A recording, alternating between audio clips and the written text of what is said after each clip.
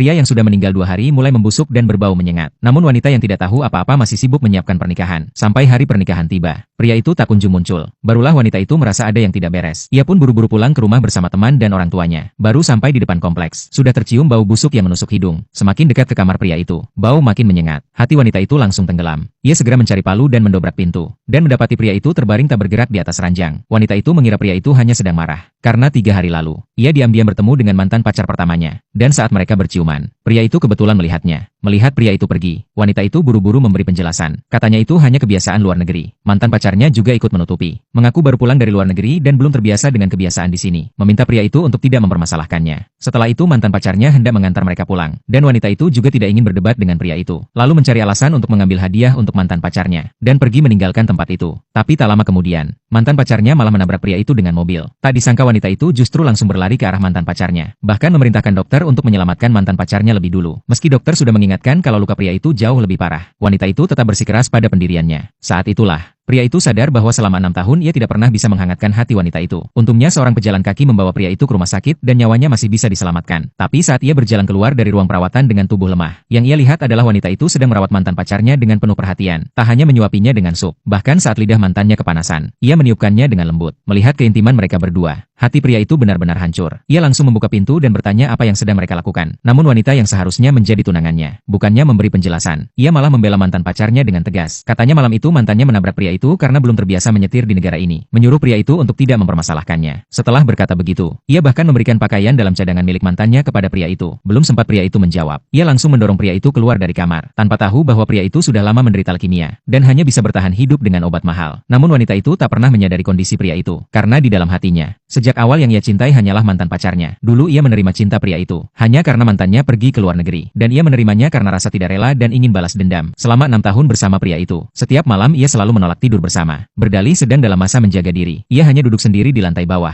menatap lukisan wajah mantan pacarnya di dinding dengan tatapan kosong. Pria itu sebenarnya sudah lama tahu semuanya, tapi ia tidak mau mengungkapkannya. Ia hanya ingin menemani wanita itu hingga akhir hidupnya. Tak disangka sekarang, wanita itu malah membawa mantannya pulang dari rumah sakit, dan menyuruh pria itu pindah ke kamar pembantu. Pria itu tak tahan dan mencoba melawan, tapi wanita itu malah memarahinya. Melihat situasi itu, mantan pacarnya ingin menguji seberapa penting dirinya di hati wanita itu. Ia pun sengaja merusak gitar kesayangan wanita itu, lalu memukul kepalanya sendiri dengan keras, berpura-pura seolah dipukul oleh pria itu. Saat wanita itu mendengar suara ribut, ia langsung datang, tanpa bertanya apapun, langsung menampar pria itu, memaksanya meminta maaf pada mantan pacarnya. Pria itu sudah berusaha menjelaskan, meski sudah menjelaskan dengan sepenuh hati, wanita itu tetap tidak percaya. Melihat itu, pria itu hendak mengambil rekaman CCTV. Namun saat itu juga mantan pacarnya menghancurkan gelang kenangan mereka. Wanita itu langsung